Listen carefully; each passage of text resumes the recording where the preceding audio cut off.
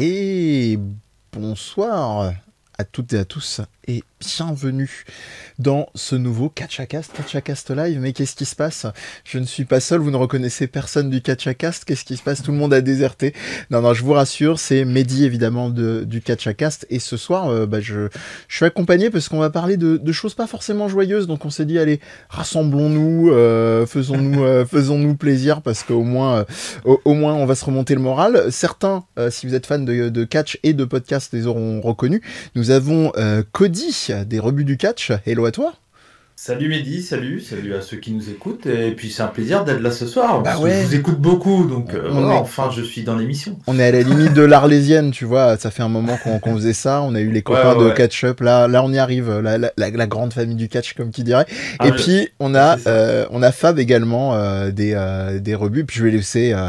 au-delà de te saluer déjà, bonsoir à toi, mon cher. Bonsoir. Et de vous laisser peut-être un petit peu préciser vos cursus pédigrés, dirait une certaine autorité respective au-delà des rebuts. Cody, toi, il y a quand même un ring qui n'est pas simplement symbolique, il y a un vrai ring du côté de Nantes, souvent. Plus Rennes. Plus Rennes maintenant, ça c'est d'accord. Je suis commentateur donc chez RX Catch, également chez NWC, et également sur le Discord des rebuts du catch, mais ça faut s'y connecter. Je fais des petits là je me suis mis à commenter des shows un peu, mais que pour les personnes qui sont sur le Discord, donc si vous souhaitez venez, si vous voulez avoir des shows commentés par moi. Et sinon les rebuts du catch en podcast, pareil, où on parle de plein de trucs, et puis ancien catcheur, ancien arbitre, et toujours dans le catch français. Voilà, joli CV. Est-ce que tu voulais en rajouter, mon cher Fab, de ton côté, des initiatives qui te font plaisir, que tu veux partager? C'est le moment ou jamais. Déjà, je te redis bonsoir et merci de nous avoir invités pour commencer. Plaisir. Je suis un grand fan de l'émission, donc je suis très content. Je suis touché. Ça a été le premier à dire oui. Hein. Quand j'ai dit il y a Catchacast qui veut un mec, il m'a dit ouais, moi je veux. C'est parfait, merci beaucoup. Et on va se lancer, les amis, parce qu'on a probablement du pain sur la planche. On aura des gens aussi dans le chat. Il y aura probablement, il n'y a pas de raison, une captation de l'émission qui sera diffusée donc en replay, vidéo et ou audio, l'un l'autre. Il y a normalement les deux devraient se faire. Je salue évidemment les copains de l'équipe qui n'ont pas pu venir, mais tant pis pour vous, fallait être là les gars et les amis et les copines. Mais c'est pas grave, je taunte, mais c'est pour qu'on reproduise l'initiative. Et on va parler de la fin de la New Japan Cup. On va déjà un petit peu repositionner, comme on aime beaucoup à dire en ce moment dans les news médias, contexte.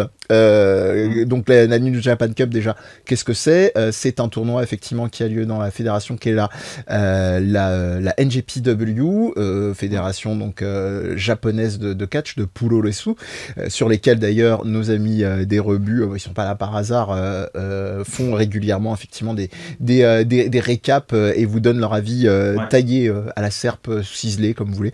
Et n'hésitez pas, j'ai oublié de vous dire, hein, mes chers amis, magie du live, parce qu'il y aura évidemment la bande d'informations pour les amis en podcast et en replay, mais n'hésitez pas dans le live à mettre vos infos dans le chat, c'est totalement open, faites ça, votre Discord ou quoi que ce soit.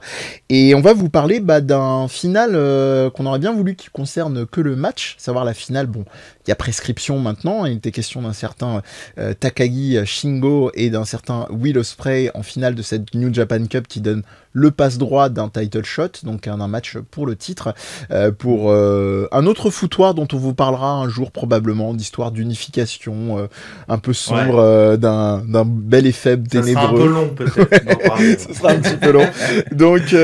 Donc voilà, peut-être juste avant ça, on va revenir quand même avant le scandale, on tease un petit peu de cette New Japan Cup. Qu'est-ce que vous avez pensé de ce dénouement, ce match, hein? J'y reviendrai un peu plus ironiquement après, parce que finalement, vu ce qu'on va évoquer après, ça a été dit d'ailleurs dans les commentaires US de la New Japan, de la NJPW, pardon, c'est limite, on va presque plus se souvenir de la, comment dire, du scandale dont on va parler, de la fin que du match en soi. Donc voilà, je vous laisse la parole. Qu'est-ce que vous avez pensé déjà de cette finale, qu'on en parle quand même un petit peu? Ouais. Comme ça, je vais lancer un truc et puis tu réponds, on y répondra après. Mais à l'instar de All Elite, on s'est tous souvenus beaucoup du pétard mouillé qui sont les explosifs de merde foirés. Les pauvres. Pareil, pour New Japan, effectivement, la fin a été choquante, mais je pense que c'était l'objectif pour le coup. Et du coup, c'est pour ça que moi, je suis plus dans le fait que je trouve ça. Alors, bon, il y a plein de débats, donc on aura le temps d'en parler. Ouais. Mais le fait choquant, je le comprends et je comprends pourquoi ils l'ont fait, quoi. Après, bon voilà. Mais en tout cas, sur le combat, c'était Shingo Takagi contre Will Ospreay. Si vous ne connaissez pas Shingo Takagi et Will Ospreay, c'est sûrement les deux meilleurs catcheurs du monde actuellement. Ils font partie du top 10, j'imagine. Un truc comme ça. Et le match était très très bien. C'était le troisième du lot entre les deux. Et à la différence des deux autres où l'un c'était en finale du tournoi junior, donc poids moyen on va dire. Après ils ont eu lors du grand tournoi G1 Climax, mais la différence c'est que les deux étaient plus ou moins face, quoi, plus ou moins gentils. Et là, Will Ospreay est clairement le gros bâtard de l'histoire, quoi. Donc voilà, ça jouait tout là-dessus, et il était beaucoup plus agressif que les matchs d'avant. Donc c'était vraiment différent. Moi j'ai peut-être moins aimé parce que peut-être moins spectaculaire, on va dire, même si il reste très spectaculaire, mais ça n'empêche que c'était un excellent match, un match à voir, quoi. Ça sera dans les matchs de l'année, je pense. Voilà, il sera dans le top 20, quelque chose comme ça.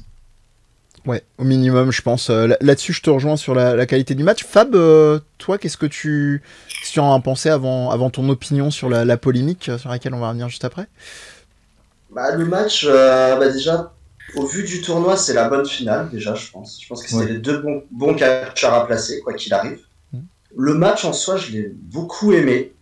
C'est ce qu'ils font habituellement. Après, clairement, j'ai préféré le G1, le match du G1 en septembre dernier, qui était beaucoup plus un peu intéressant. Mais là, comme dit Cody, l'agressivité qu'apporte Ospreay au fur et à mesure du tournoi, qui a augmenté, est vraiment intéressante. Ça est très bien construit personnellement, je trouve. Et le match est vraiment le meilleur match de la New Japan Cup, je pense. Donc ça a vraiment été bien réalisé quand même.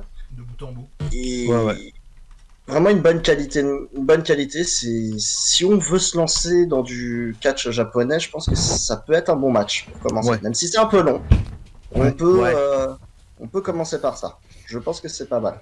Moi, si quelqu'un qui veut commencer le catch avec du catch japonais, peut-être plus un Will Ospreay, Shingo Takagi, mais peut-être du Best of Super Junior qui est un peu plus rapide, ou du G1 Climax qui est un peu plus court niveau temps, parce que celui-là c'est très quand même. Il y a quand même il prend son temps, méchant et il joue là-dessus tout le temps, quoi. C'est psychologique aussi. C'est très psychologique. Il y a beaucoup de storytelling dans ce match-là. Donc c'est ça qui est intéressant pour nous fans de catch. Mais si quelqu'un commence avec ça, peut-être qu'il va avoir un peu de mal à se mettre dedans, quoi. Ça peut être légèrement indigeste. Je crois qu'on est sur du 28 minutes, un truc comme ça, pas loin dans ces eaux-là. Nos amis de c'est pas de choquant pour le Japon, si tu veux. Non, c'est pas choquant clairement pour pas. le Japon, parce qu'au Japon, si un main event fait pas 25 minutes minimum, on crie au scandale, quoi. Donc voilà, c'est pas bon, c'est pas choquant, mais c'est vrai que pour commencer, c'est pas évident. Mais en tout cas, pour moi, celui de la J-Cup, c'est le plus, c'est vraiment celui dans lequel on a tagué tout le gras. Il y a vraiment la substantifique moelle. Je vous rejoins, celui de J1 aussi est très très bon, mais c'est vrai que pour une entrée dans le catch, c'est du caviar, quoi. Donc allez-y, n'hésitez pas. Ça se retrouve soit sur le network officiel de la NJPW ou par des moyens un peu plus ninja et plus fenêtrés. Vous comprendrez. Toi-même, tu sais. Donc voilà, on a fait le joli tour. En ce qui concerne le résultat, pour vous, ça faisait sens au regard justement de cette New Japan Cup et d'avoir un Ospreay couronné par rapport à Takagi. Moi, j'ai eu un peu de peine, je vous avoue. Alors, au niveau du booking, je voyais plus peut-être un Will Ospreay aller plus vers le G1, gagner le G1. Donc, je l'aurais vu peut-être un peu plus tard monter. C'est ce que je disais déjà un peu avant. Oui, je sais. Je sais ce que tu penses. Tu sais ce que je vais dire. Ouais. Après, ça me choque pas tellement. Takagi, c'est un peu le personnage. Il y arrive presque, mais il n'y arrivera pas en fait. C'est dommage pour lui. Il a un immense talent, il le mériterait, mais c'est un peu. Je te compare un peu à Hiroki Goto il y a 10 ans. Ou Oshii aussi. Moi, même si je trouve que c'est un peu moins. Ouais. On n'a jamais pas trop parlé sur lui. Mais je pense que Goto, c'est la bonne comparaison, je pense. Oui, il est là presque, mais il n'aura jamais vraiment sa chance. Ouais, en plus il le rappelait dans les commentaires d'après-match, voilà, je crois juste avant la finale, c'est le vieux de 38 ans, enfin il jouait beaucoup sur son âge là-dessus, donc ouais, moi ça me fait vraiment de la peine de pas le voir couronner, d'autant que Ospreay, on le sait, c'est vraiment avec Jay White, c'est le poster boy de la NJPW, enfin côté Gaijin en tout cas, mais voilà, en tout cas. Et toi, Cody? Ben moi, je l'avais annoncé depuis le début en fait. Donc, je vous l'avais dit. Pour moi, dans ma tête, c'était Ospreay de façon, vu comment il était booké avec la création de son nouveau clan, son heel turn. C'est pour moi son année là, c'est 2021, ça sera son année où il va se montrer vraiment au main event. Donc je le voyais bien avoir un gros main event à un moment. J'avais dit la New Japan Cup, c'est souvent le cas, c'est souvent des mecs qui essayent. Ils mettent ces mecs-là avant New Japan Cup, comme par exemple un Zack Sabre Jr. où ils les font gagner pour après avoir leur match en main event contre le champion. Et puis derrière, après ils voient. Des fois ils vont pas plus, mais Ospreay, on sent que depuis très longtemps, ça a été l'un des meilleurs juniors de la compagnie. Là maintenant, il a monté de grade et dans le main event, clairement, moi je le voyais gagner.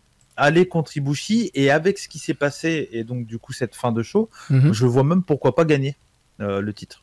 Donc je me dis, parce que New Japan, ils aiment bien faire des moments choquants, un moment où on s'y attend plus ou moins, et là pour le coup Shingo Takagi qui allait rencontrer Kota Ibushi, j'avais clairement peu de doutes sur la victoire de Shingo. Là pour le coup Ospreay Ibushi, je suis à 50-50. Je suis impossible de dire qui va gagner, parce que ça peut être ils peuvent faire un Ibushi qui conserve pour avoir un autre programme.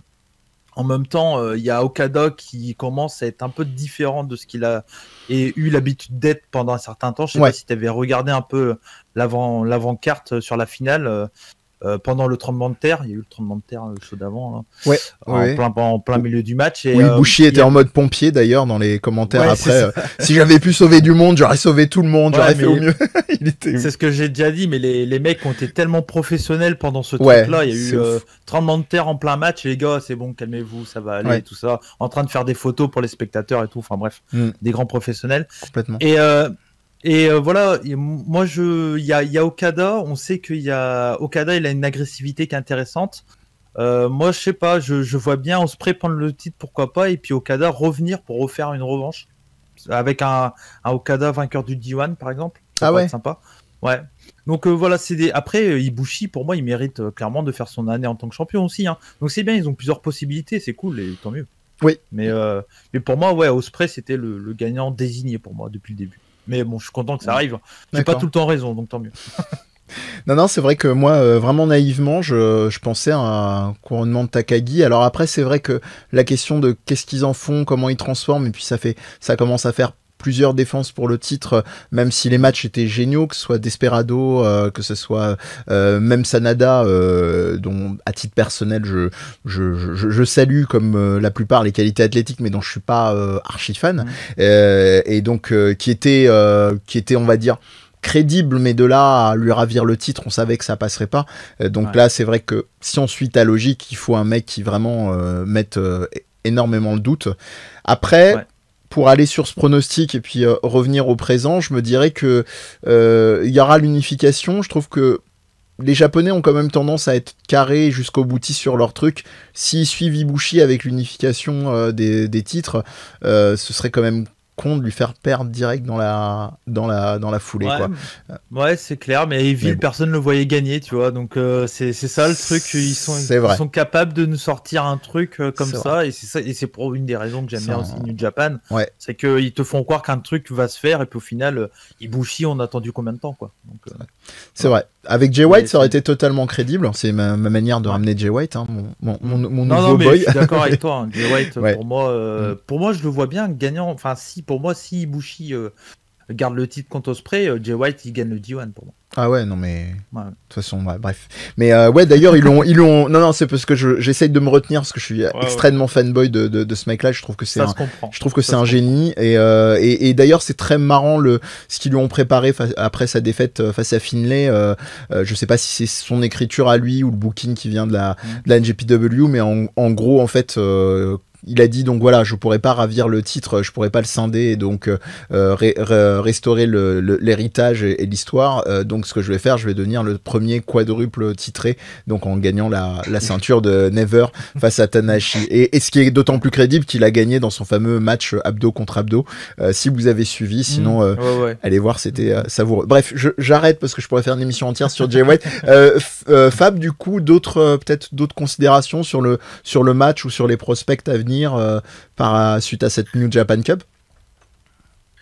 Ça rebat les cartes, comme dit Cody. Le match contre Ibushi donne de l'intérêt. Je dis pas que Takagi n'aurait pas eu d'intérêt, mais on a un vrai suspense. Ouais. Là pour le coup, donc ça donne vraiment envie de voir le match. Ils sont vraiment capables. C'est la deuxième fois en plus dans une New Japan Cup où on nous surprend vraiment. Enfin, c'est pas la victoire de Ospreay qui nous surprend, mais plus le finish après le match. Il y a une grosse surprise. L'année dernière, on pensait que c'était impossible. Et ils nous ont fait la surprise de l'année. C'est pas forcément en bien, mais ils l'ont fait. derrière quand même, hein, faut le dire. Mais bon, ils ont eu le mérite de le faire, parce que j'étais le premier à leur reprocher de ne jamais faire de grandes nouveautés. C'est clair. Pour une fois. Ils l'ont fait. Donc ça rebat les cartes, et ça rebat même, pour moi en tout cas personnellement, les cartes sur le G1 et derrière. Donc là, on est vraiment incertain. On a tout ce qu'on pensait être sûr et confirmé jusqu'à Wrestle Kingdom. Là, je suis en plein doute et j'ai envie de voir la suite. Non, mais moi je suis content. Après, là, je vois dans le chat, il y a Mika qui dit il a peur un peu que Takagi soit le catcheur qui fait des 4 étoiles, souvent plus, même 4 étoiles. Oui, je pense que c'est du 5. C'est comme Ishii, quoi. C'est ça. Mais en fait, ils ont un souci peut-être, et puis aussi, il faut dire que Takagi, c'est un mec qui a cartonné dans une autre promotion, donc ils vont prendre leur temps, et il était chez Dragon Gate pendant très longtemps, ils vont prendre leur temps avec lui. Je dis pas qu'il aura jamais, mais bon, c'est pas... Peut-être un jour ils vont essayer, hein, je dis pas le contraire, mais pour moi je pense que c'est Ospreay, New Japan l'ont refait une carrière, quoi. Il avait une carrière en Angleterre et tout, mais là où il a commencé à être vraiment populaire, c'est à partir du moment où il a signé chez New Japan, quoi. Donc, et d'ailleurs, on rejoint votre pronostic J1 pour Okada dans le chat aussi. On verra. Espérons vraiment, il mérite. Je pense qu'il mérite autant qu'un Ishii, mais je pense que Ishii s'est plié depuis un moment que le gars, c'est fini, il fera plus rien. C'est enfin plus rien. Oui, on s'est compris. Non, mais il vers le titre. Grands matchs au G1. Il a le titre trio avec Yoshihashi et puis Goto, je crois, non? Oui, c'est ça. Ouais, je crois que c'est Goto, et puis voilà. Et puis il est là pour mettre en valeur les...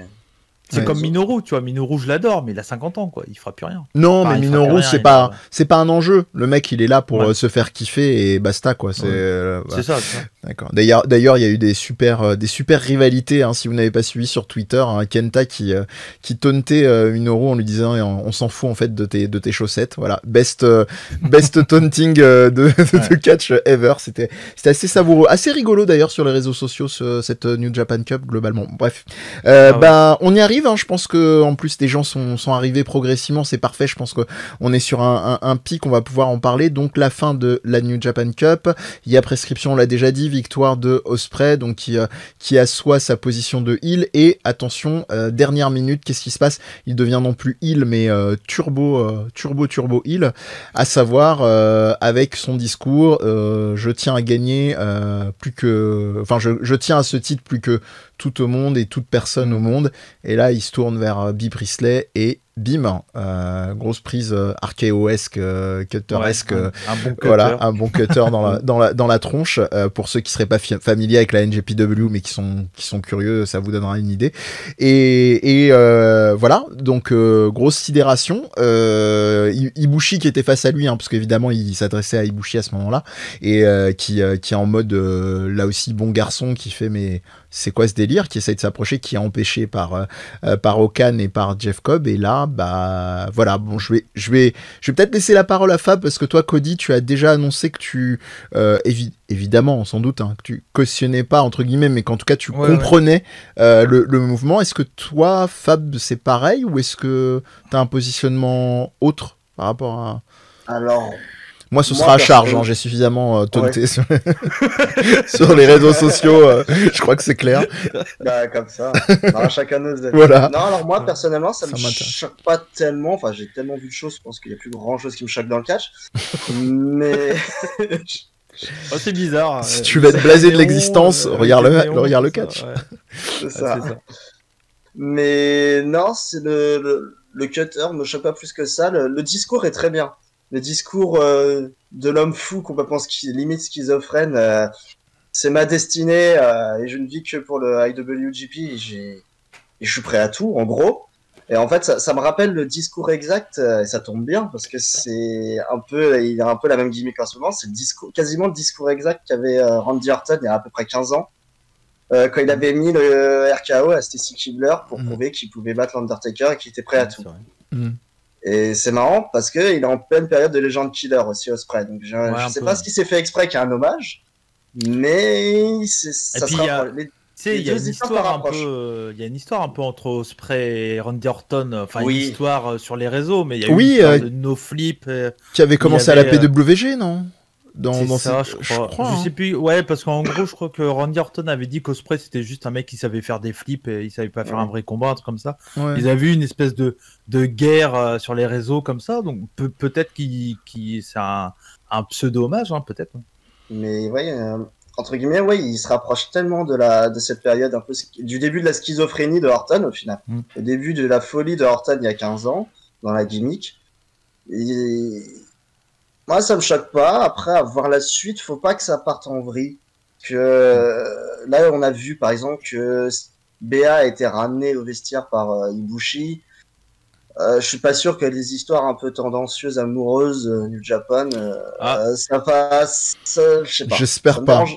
Ouais, non, bah après on sait qu'ils veulent américaniser leurs produits, et puis ça se voit depuis quelques temps maintenant. Et c'était Saru, bon on va le citer hein, parce que c'est lui qui avait. C'est Saru qui avait dit ça, Fab? Je sais plus. Ouais, c'est l'histoire avec Béatrice et tout ça. Ouais. C'était ça. Et en gros, Saru, donc chez nous, pour Puromania, il avait dit qu'en gros lui, il aime bien le projet uniquement si Bea Priestley, en gros, elle fait croire qu'elle est avec Kota Ibushi, au final pour se retourner contre lui, pour en fait montrer tout le côté psychologique et intelligent de Ospreay plus que le côté complètement taré, tu vois. C'est pour moi, ouais. J'ai fait exprès de faire mal à ma femme pour que Ibushi ait un peu d'empathie, d'empathie, voilà. Et puis au final pour que Bea Priestley tourne le dos à Ibushi. Si c'est comme ça, mais en fait moi cette histoire-là me dérange pas du tout parce que ça reste que du catch et ça peut être choquant, mais l'objectif de tout ça c'était de choquer les gens. Et puis bon, Ospreay il a eu des soupçons il a été cité dans le speaking out, tout ça. Au Japon, ils s'en ont rien à branler. Ils ont rien à cirer, oui, la place de la femme au Japon. Je dis pas que c'est bien non plus. Hein. Non, c'est bien, mais nous on avait été les premiers surpris, j'imagine que toi aussi, que quand on le voit revenir au G1 Climax après l'histoire qu'il a eu. Alors pour ceux qui sont pas au courant, il y a eu toute une vague de speaking out où il y a des femmes qui ont dit des affaires sexuelles, un peu comme ce qui se passe chez les journalistes sportifs actuellement chez nous. Et donc du coup voilà, lui il avait fait partie d'une histoire aussi, puis quand il est revenu au Japon, il y a eu les Japonais étaient hyper heureux de le voir et ils s'en branlaient du reste quoi. Et ça avait fait un peu scandale en Europe, je sais qu'on en parlait beaucoup sur les réseaux sociaux nous de notre côté, mais au Japon ils avaient l'air de peu importe quoi. Non, ils sont loin de ça, ouais. Voilà, ils sont loin de ça. Donc, moi, je pense que c'était vraiment pour faire un choc moment, pour vraiment construire un truc avec ça. Comment ils vont le tourner, je sais pas. Mais moi, c'est point de vue catchesque, ça me parle totalement ce genre de turn ou enfin de côté gros choc moment, quoi. Alors c'est marrant parce que quelque part hein, je suis assez heureux, pas du tout en mode maso que vous ayez ces opinions là parce que ça va un petit peu montrer. Je pense qu'il y a beaucoup quand même dans le live, il y a beaucoup d'habitués du catch et qui ont une culture globale du catch, mais c'est ça m'a énormément agacé parce que déjà t'as donné un indice, Cody. Moi je trouve que dans ce contexte là, alors on rappelle, hein, il y a eu des non pas des accusations directement sur Ospreay, mais des suspicions comme quoi il aurait éventuellement couvert ou laissé passer dans une moindre mesure des gens qui eux auraient commis des violences sexuelles, des viols, enfin des agressions aux violences sexuelles sur des catcheuses, et je trouve que de poser cet arc là, c'est d'une maladresse absolue. Alors, je reprends ta recontextualisation de dire que les Japonais s'en foutent et que prioritairement, ça reste quand même un produit qui est destiné à eux, même si de plus en plus, en termes de part de marché, ça s'adresse beaucoup aux États-Unis et au monde. Mais je trouve que c'est hyper malvenu de poser ça. Je trouve que ça... En plus, ça venait de nulle part, parce que la dimension de heal, elle était posée. Je vais rajouter un deuxième point, on y reviendra au besoin, mais je trouve que même en termes de business, c'est pas très futé, parce que le fait de ramener Bea Priestley, on le contextualise quand même, hein, c'est une star de la Stardom, qui est une fédé de Joshi, donc de catch japonais féminin. Elle a eu son petit passage à l'AEW qui s'est écourté et qui peut-être en fait va reprendre, parce qu'en réalité, vu les ponts qu'il y a en ce moment distants, mais appel du pied. Mais... Toi, tu penses pas? D'accord. Non, je pense qu'elle est très bien chez Stardom. Elle a un match pour le titre, la Red Belt, le grand titre de Stardom. Ouais. Je sais pas si c'est peut-être aussi pour la mettre de côté parce qu'elle va peut-être être championne aussi, tu vois, c'est peut-être aussi cette raison-là qu'ils ont fait ça, je sais pas. Peut-être, mais voilà, moi tu vois en termes de symbolique, justement vu les rapprochements NJPW Stardom qui ont été annoncés il y a peu justement sur les réseaux sociaux, possiblement, il y a eu des tweets qui parlaient. C'est la même entreprise, ouais. Ouais, voilà, Bushiroad, mais en tout cas, je me dis que c'est pas très futé, même à ce niveau-là, symboliquement. Après, est-ce que ça va jusqu'au point... alors c'est une réalité, hein, je préfère préciser, Cody le disait en mode très soft, mais est-ce que ça va jusqu'au point culturellement du rapport aux femmes, où effectivement c'est des trucs qui... pour les Japonais sont très intégrés, et c'est pas du troll, ça reste un des pays qui est parmi les plus bas en termes de classement des droits des femmes et même des violences faites aux femmes mondialement. Donc je sais pas, je me pose la question et puis je relance de 10 pour voir si vous avez des trucs. C'est ouais, après moi je sais, je regarde pas mal de youtubeurs ou des Français qui habitent au Japon, pour pas citer Tev de ici Japon. Et lui, il raconte pas mal, il fait plein de trucs sur comment ça se passe au Japon, etc. Et quand il avait parlé une fois, je crois que c'était des idoles et tout, on voit tout ce qui se passe, tu te dis que oui, ils sont très très à la masse sur plein de points, quoi. Et même, par exemple, pour me mettre beaucoup actuellement dans le Joshi, moi, il y a plein de trucs qui me dérangent quand je regarde du Joshi, quoi. Surtout la Stardom. On peut dire ça. Ouais, Stardom, un peu toutes les promotions, tu vois. Oui. Après, ça dépend des promotions.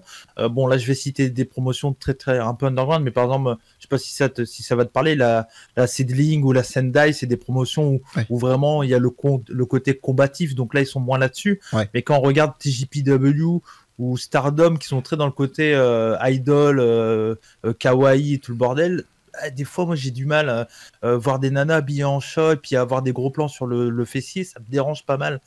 Et puis même, pour prendre un exemple que j'ai vécu, moi, j'ai travaillé sur des shows avec Shana, qui est chez All Elite maintenant.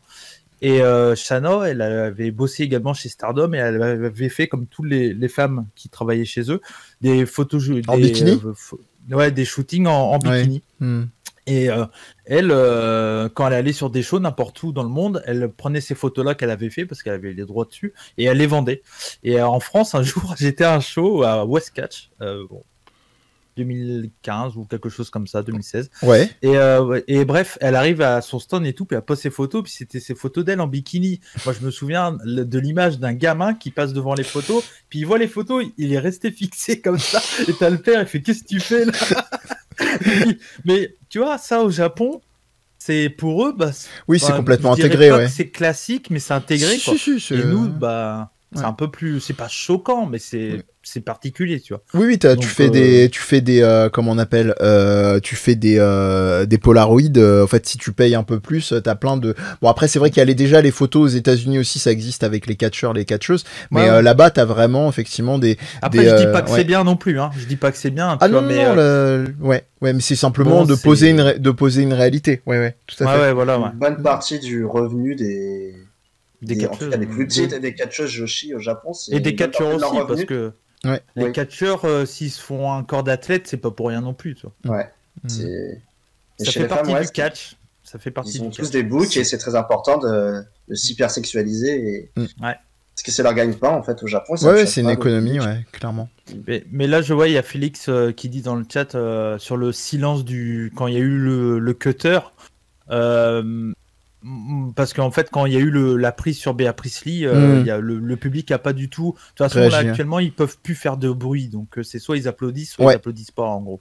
Et là, ils ont pas applaudi pour montrer. Parce que s'ils avaient pu applaudir ou faire du bruit, comme d'habitude, ils auraient fait enfin voilà quoi. Et il y aurait eu des bouh, et voilà, comme ils font à chaque fois. Et là, ils ont rien fait, mais je pense que c'est un signe de choquer, en fait. C'est juste parce que même des fois, tu as des méchants qui font des crasses, et puis le public, comme ils peuvent plus crier et dire leur mécontentement, bah, ils applaudissent quand même. Et d'ailleurs, ton Jay White adoré, il en profite tout le temps. Voilà, lui, dès qu'il dit applaudissez-moi, alors qu'il est en train d'étrangler le mec avec la barrière, il fait hey, applaudissez. Puis les Japonais trop gentils, ils applaudissent, tu vois, ils sont. Mais moi, j'ai adoré j'adore le public japonais. Il y a plein de leurs réactions. Il y a plein de gens qui disent public japonais, c'est différent, c'est moins bien, c'est pas vocal, etc. Pour moi, c'est le meilleur public au monde. Parce que quand ils réagissent, c'est pas pour rien en fait. Ils réagissent parce que il se passe un truc vraiment aux États-Unis, encore plus en Angleterre, c'est trop quoi. Moi, j'en peux plus d'entendre de la surenchère. Des This is Awesome, des chants de stade de foot à longueur de temps. Ouais. Ça me ça fatigue, sort du truc, ouais, ça me fatigue. Et voilà, moi le cutter, c'était là pour choquer. Après, c'est même là peut-être pour déranger aussi. Donc. Ouais, mais moi, je maintiendrai évidemment la question. Chacun voit midi à sa porte, mais je trouve que c'est vraiment pas adroit. C'est pour ça que j'ai vraiment fait un préambule en disant que quand tu as une culture du catch, tu sais les casseroles potentielles ou pas. Et Dieu seul sait que je suis pas du tout dans une optique genre il faut pendre sur la place publique des artistes qui ont fait des saloperies dans le passé. Je suis pas dans la mouvance séparer l'œuvre de l'artiste. Moi, je suis plus optique. Si la personne a purgé sa peine etc. Il y a une justice. Même si je peux comprendre qu'il y a des gens qui soient hyper trigger et choqués par ça. Mais d'un autre côté, là, vraiment, je maintiens que c'est pas finaux. Après. Comme tu le disais d'une certaine manière, est-ce que c'est le propre du Japon pour qui c'est complètement intégré, pour qui le rapport aux femmes YOLO quoi, donc je ne sais pas. Je vais prendre un exemple que Fab et moi on connaît bien parce qu'on fait partie des personnes qui regardent DDT pour en parler dans Puromania, et si tu as déjà regardé DDT, tu as dû déjà voir Danshoku Dienno, qui est un personnage, pour ceux qui ne connaissent pas, l'homme au string, c'est ça ? Ouais, voilà, c'est ça, qui est ouvertement homosexuel, et tout son personnage se base là-dessus. Mais est-ce qu'il est vraiment gay, ou est-ce qu'il est vraiment hyper dans un théâtralisme Je pense que oui. Parce que les Japonais cultivent énormément ça. Ils ont quand même une personnalité publique qui s'appelle Art Gay, qui est un mec qui est hyper gaulé en mode cuir, aussi, hein. mode YMCesque, mais qui est full, si je puis dire, en tout cas publiquement, il est full hétéro, quoi. Il est pas du tout. Ouais, et puis lui c'était encore pire parce qu'il y a eu des histoires avec des enfants et tout, hein. C'était très quand je dis des histoires avec des enfants, c'était dans ses sketchs, hein. C'était jouer comme ça. Okay. Lui, le mec, il a été clean. Mais il jouait là-dessus, toi, sur le côté limite, quoi. Ils étaient sur la limite. Et Danshoku Dienno, lui, c'est le mec, il va baisser son froc, il va montrer son cul, ils vont mettre la tête de son adversaire dans son cul, ce genre de truc. Et c'est ouais, nous quand on voit ça, on fait ouais, c'est bon, voilà. Mais le public japonais, ils adorent ça, quoi. Ils se marrent et c'est peut-être l'un des catcheurs, enfin c'est pas le plus populaire, mais c'est l'un des plus populaires chez DDT, quoi. Fab pourra le dire, hein, parce que lui a regardé énormément DDT aussi, mais c'est ouais, c'est moi, c'est tellement une autre culture, c'est difficile nous en tant que Français de dire est-ce que c'est bien, c'est pas bien, mais c'est vrai que pour revenir sur le sujet. Mais moi, ouais, moi ça me choque pas au point de vue du catch. Après, je comprends qu'il y a des gens que ça dérange. Mais pour moi, c'était l'objectif. Ouais. Mais c'est ouais. Et toi, du coup, Fab, est-ce que tu avais d'autres éléments par rapport à cette histoire-là ou les retombées, pas forcément si t'es du même avis de Cody, pas forcément. Sur le coup de Will Ospreay, sur ses casseroles surtout, c'est vrai que si New Japan veut s'internationaliser, c'est clairement pas l'idée du siècle pour l'instant de le mettre en avant. Au Japon, peut-être que ça choque pas, mais ils sont pas bêtes. Ils savent très bien que sa réputation est houleuse en Europe et en USA actuellement, qu'il n'a absolument rien fait pour s'excuser ou faire un mea culpa, comme un Sammy Guevara par exemple, qui a fait le travail qu'il fallait pour, même si c'est moins grave, ça reste grave. Il a fait un mea culpa et a travaillé sur la chose. Will Ospreay, il s'est même pas excusé. Il a rien fait. Il s'est mal défendu en plus. Totalement mal défendu. Et il y a rien, c'est un sale gosse, clairement. Et c'est compliqué.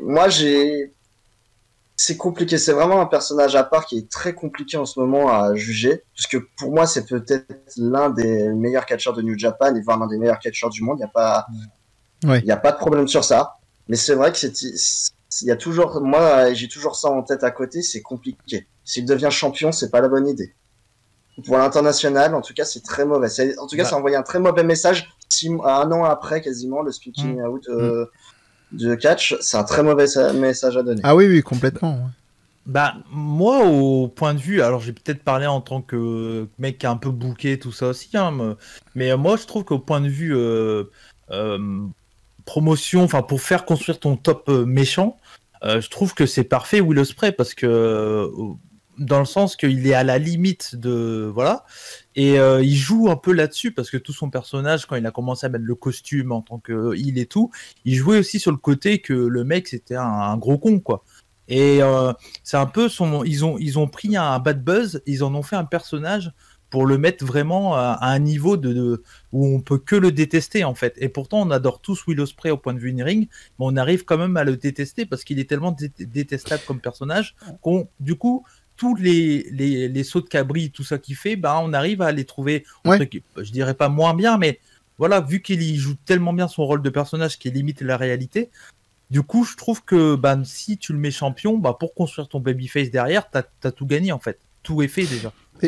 La question, ça reste la même si on décale de l'événement en tant que tel. Est-ce qu'il y avait besoin de ça, tu vois ? Moi, je trouve que il avait ce côté antipathique suffisant. Déjà, il a une faction.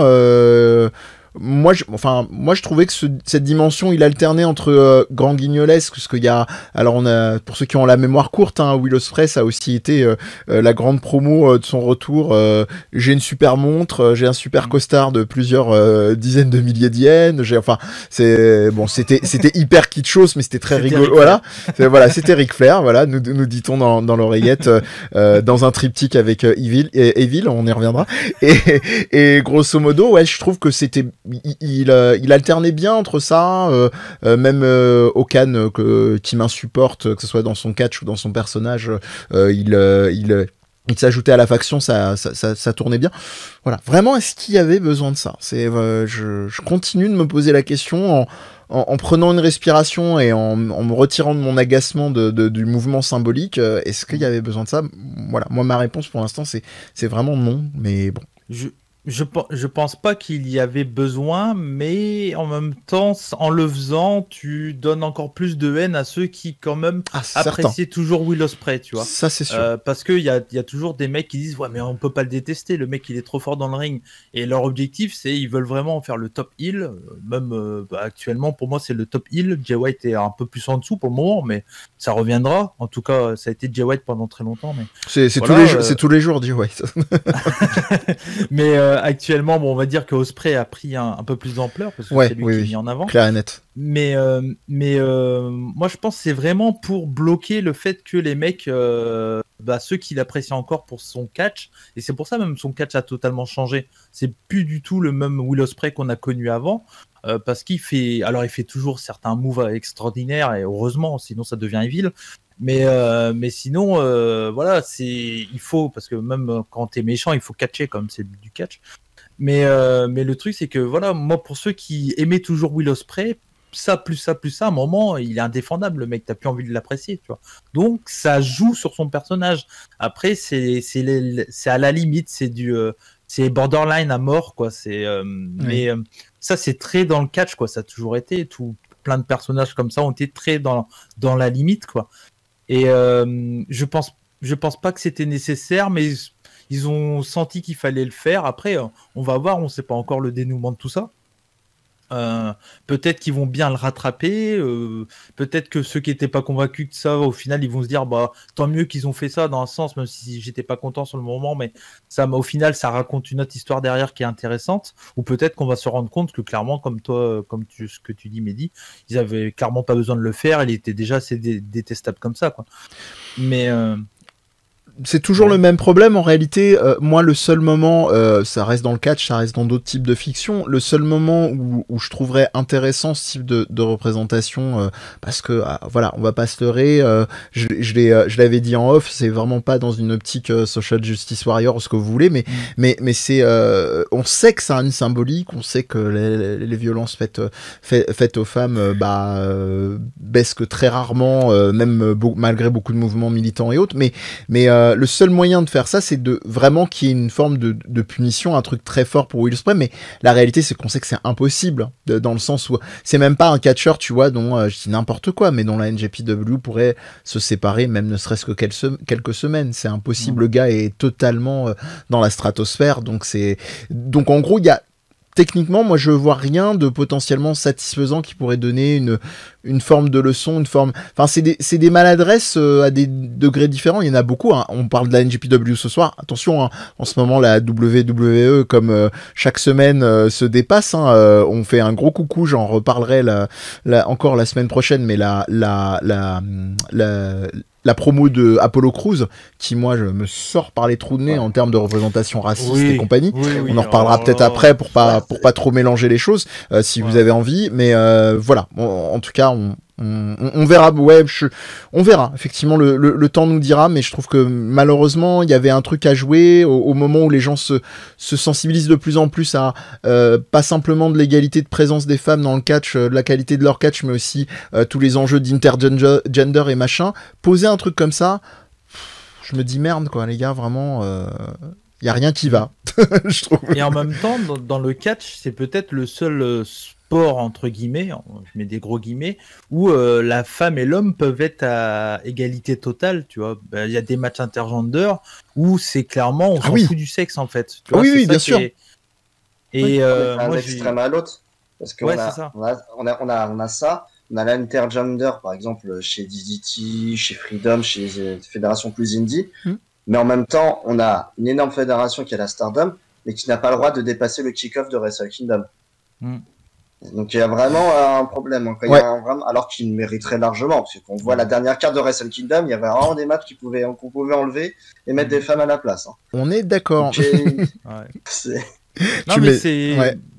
C'est ça, et puis même à un moment, nous on avait ce débat-là aussi, on disait ah ouais, Bea Priestley c'est bien, elle est avec Will Ospreay, mais pourquoi Will Ospreay ne va pas à Stardom en tant que manager de Bea Priestley?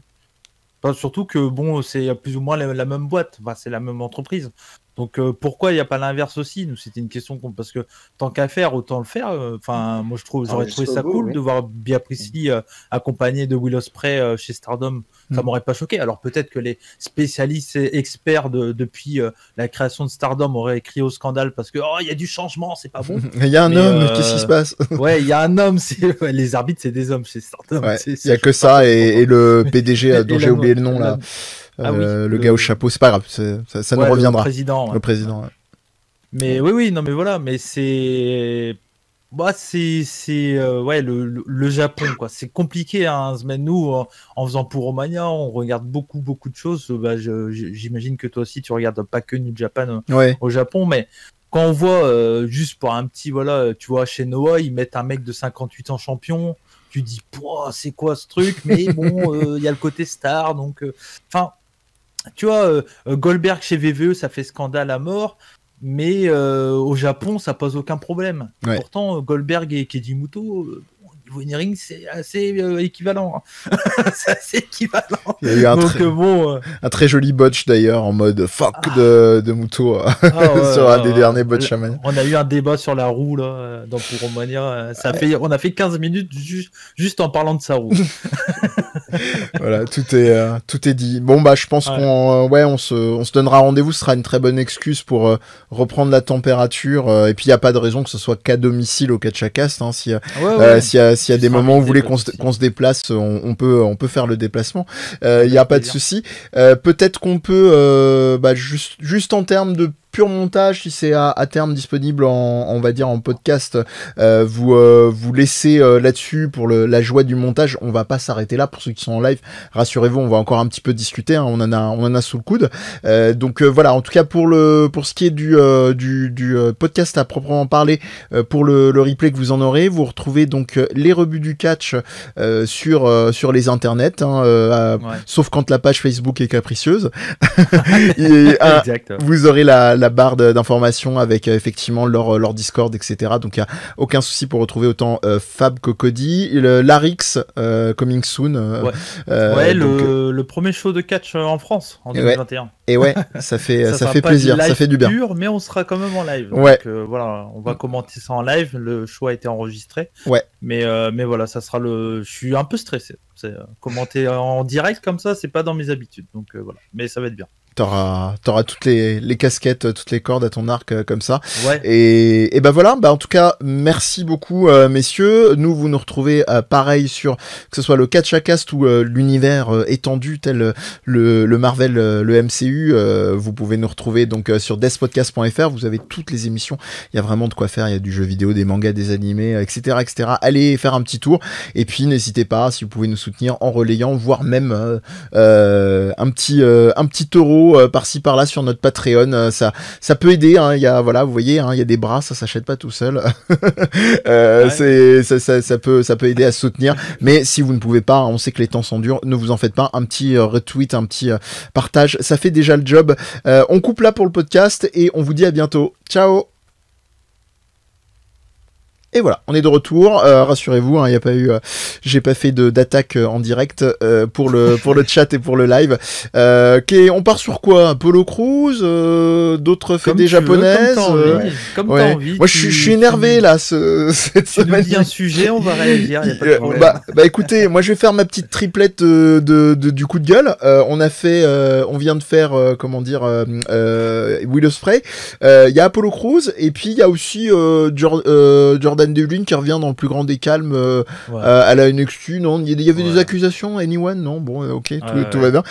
Voilà, je vous laisse piocher. Vous pouvez proposer autre chose dans le chat. Vous pouvez voter aussi. Hein. Ça va être beaucoup plus interactif que jusque-là parce que forcément on était dans de la condition enregistrement de podcast. Donc n'hésitez pas. Voilou, messieurs. Apollo Crews, c'est un scandale. C'est un scandale, Apollo Crews. Et en plus de ça, y a pas que moi qui le côté, moi qui regarde beaucoup le Pure In Ring, quand j'ai vu le Biggie contre Apollo Crews, le match est bien. Je parle même pas de la fin qui est scandaleuse aussi parce qu'elle est nulle à chier. Mais le truc, c'est que tout ce personnage-là, c'est tellement années 80, quoi. On n'a pas besoin de ça, en vrai. Non, merci. Le mec, c'est... depuis 3 mois, maintenant, il est nigérian, le mec. Ah bon? Si avec ça... C'est même pas ça. C'est même pas le plus gros problème. S'il a des origines, qu'il a une fierté, parce qu'il me semble qu'il a vraiment des origines. S'il a une fierté, mais avoir des soldats derrière, un pic à la Black Panther. Merci. Et l'accent, c'est le pire, c'est l'accent. Il n'a jamais eu d'accent. En plus, déjà, c'est extrêmement raciste et on prend les gens pour des cons. Il y a 2 semaines, il n'avait pas d'accent. C'est le Michel Leb du catch là en ce moment. C'est pas parce qu'il est noir qu'il peut se permettre de faire des. Mais après, tu vois, Il y en a, Je ils sais vont pas dire, si lui, ouais. je sais pas si lui, il est à l'aise avec ça. Il a peut-être pas le choix non plus. Ah bah Je pense pas qu'il a le choix, WWE, donc, ouais, on t'a pas beaucoup de Bah, change. Est-ce qu'il est à l'aise avec ça? Mais- C'est ce que j'allais te dire, Fab, c'est que moi j'ai entendu dire par quelqu'un que tu connais, donc je pense que tu t'auras deviné de qui je parle. Bon, Steph. Mais en gros, lui, il m'a dit que lui, il serait assez d'accord avec ça. Après, bon, il a ses infos, on n'y croit pas. Hein. Mais lui, il serait assez d'accord avec ça et il aurait même eu des idées pour ce personnage-là. Mais moi, je trouve que ce genre de personnage, il n'y a plus besoin d'en faire, en fait. C'est tellement vieux jeu, c'est tellement nul. En fait, et tout ce que j'aimais chez Apollo Crews, à savoir son in-ring, bah, du coup, vu qu'il est méchant, il catche plus. Quoi. Ça, c'est la maladie des méchants. C'est le pire, ça. C'est le pire, en fait. Quand Evil, c'est pareil, tu vois. Quand il est Ouais. passé méchant, il catche plus. Maintenant, il fait que de la hit tout le temps. Et ses matchs sont nuls. Quoi. Oh là là. Mais Il même, a réussi à faire un mauvais match contre Shingo Takagi. Quoi. mais il a réussi à faire un final merdique contre Torugano, quoi. C'est, enfin, pour ceux qui n'ont pas suivi, hein, la New Japan Cup. Bon, après, ça, c'est, le problème, c'est Torugano. En fait, il y a dans mon panthéon, il y a Jay White et Torugano pour des raisons totalement différentes. On a trouvé un fan. Ah non, je suis turbo fan. Je pleure je pleure de rire à chaque match. Voilà, bref. Je ferme la parenthèse. Si vous aimez pas Torugano, vous pouvez m'envoyer des messages de haine, y a pas de souci. Non, blague à part, le final du match, bon, on est d'accord, hein, je suis totalement conscient que c'est d'un point de vue technique, catchesque, on est sur du pur comedy wrestling, il y a pas du talent de dingue, il y a quelques spots vite fait, mais qui sont clairement pas du fait de Torugano, on n'est pas là pour ça, quand on vient le voir, contrairement à Colt Cabana qui fait du comedy wrestling et du truc très athlétique, ou un Orange Cassidy, etc. Mais là, ils ont fait une espèce de light out, genre en réanimant le Evil, donc les ténèbres, ou c'était je sais plus quoi, c'était Usugami no Evil, ou les ténèbres de Evil, un truc comme ça. Et ils ont fait un lights out, il est ressorti du dessous du ring où l'avait mis Torugano, et il lui a fait son finish final, mais anticlimatique au possible, alors qu'il y a 15 000 manières de faire des couillonnades avec Torugano, et en plus ce match avait duré super longtemps pour rien. Bref, je suis d'accord sur cette histoire de hit. Je vais revenir quand même j'ai pas fini avec mon Apollo Crews, vas-y. Parce que je te rejoins complètement, Fab, et il y a un truc, je vais enfoncer le clou parce que j'en ai parlé. Au niveau symbolique, quand tu regardes, il y a non seulement il y a l'accent, j'ai été vérifié parce que ils m'ont foutu le doute à un moment, mais là ils ont fait une espèce d'accent nigérian, jamaïcain, dégueulasse d'acteur studio, où lui-même doit se forcer de ouf pour le faire, et surtout les miliciens. Alors, les gars, vous avez regardé, bon, on connaît la maîtrise de la géographie par les États-Unis pour placer d'autres pays du monde que les États-Unis sur une carte, mais vous avez déjà regardé un petit peu l'histoire de l'Afrique, même encore récente, les dictatures, tout ça, mettre des miliciens avec un personnage noir et tout, c'est... Voilà. Et puis c'est tout le sous-texte, tu vois. Je sais pas si vous vous souvenez de la première promo quand il a fait son heel turn. Il y avait l'histoire de j'avais mon père qui était un grand héritier de mon grand-père qui avait plein de femmes et tout. Et tu vois, en fait, dans le sous-texte, c'est ce que j'ai expliqué sur un recap que j'ai fait. À la limite, même, tu vois, qu'ils te disent ouvertement que son grand-père était polygame, parce qu'en gros, il te dit il avait plein de femmes et machin. Bon, voilà, il n'y a pas d'équivoque. Mais on sait, dans le discours, on sait que pour un redneck américain, la réaction, ça va être bah oui, tu m'étonnes, c'est un sauvage, il est normal qu'il ait plein de femmes. À la limite, tu vois, moi, ce que j'ai dit dans mon recap, qu'il soit polygame, moi, tant qu'il n'y a pas de drame du côté des enfants et qu'il n'y a pas de violence conjugale, les gens font ce qu'ils veulent, c'est des trucs, c'est des dimensions culturelles. Mais là, on sait que c'est des clichés, et la cerise sur le gâteau de merde, c'était le fait qu'on soit à peine en pleine fin de Black Lives Matter. Ils balancent des pastilles toutes les semaines, et là, ils nous font ça. Mais... Bref, voilà. C'est très WWE, quoi. Enfin, c'est très catch merdique, en fait. Pas que WWE qui fait ça. Non, bien sûr. Mais voilà, mais dans le sens, moi, je prends l'exemple, par exemple, tu sais, René Dupré, quand il était en personnage de français, bah, il venait avec son caniche royal Fifi, avec un béret et une baguette à la main, quoi. Tu fais bon, les mecs, on est en 2001 quand même, pas besoin, enfin en 2004, 2003, ça c'était 2003. Enfin, les gars, pas besoin, mais ça a toujours été le code. C'est avec Gilbert Mal, avec Gilbert Mal, le Maharaja canadien. Ouais, c'est ça. C'est ça, et puis même, enfin pour revenir encore plus loin, tu sais, avec l'Iron Chick, avec Sergent Slaughter et tout le bordel, enfin bon, voilà. C'est encore une autre époque. Mais... Oui, oui, mais c'est les années 90. Mais en fait, c'est ça, c'est le problème de VVE, c'est que leur booking, c'est une boucle interminable. Et tous les 10 ans, ils te rebalancent les mêmes conneries. Une boucle de merde. Et tu fais, une boucle de caca, quoi. T'as pas besoin de ça, en fait. C'est un étron circulaire, pardon. Mais c'est ça. Et le problème, c'est que entre toute cette merde, ils vont te faire des trucs exceptionnels. Ouais. Mais par contre, t'as intérêt à être là au bon moment, parce que pas tout le temps. Ouais. C'est pas tout le temps. T'as une fenêtre. C'est de plus en plus rare quand même. Hein. Bah non, Drew McIntyre, tu vois, c'est le booking en lui-même, il est plutôt sympa, tu vois, il est bien. Sa victoire au Rumble l'année dernière, elle était cool. Ouais. Bon, cette année avec Edge, c'était c'est le côté un peu à l'ancienne. Encore, ça fait scandale, mais moi, je trouve il y a des trucs qui sont quand même bien. C'est pour ça que je regarde toujours un peu WWE de très loin maintenant, mais je continue toujours à regarder. Bon, je suis pas au point de certains de faire des reviews tous les semaines pour dire que c'est de la merde. Je pense que les gens, ils ont compris à un moment. Mais par contre, c'est pour ça qu'on reste accroché un peu à ce soap opéra qui est WWE. C'est que c'est très très... c'est la bonne chiasse, mais de temps en temps, t'as un épisode qui est bien, quoi. Donc, mais on espère tous les semaines, en fait. C'est en dents de scie, hein, faut pas non plus moi, je suis pas du tout un partisan comme vous, quoi. Je suis pas dégommé pour dégommer, ça sert à rien.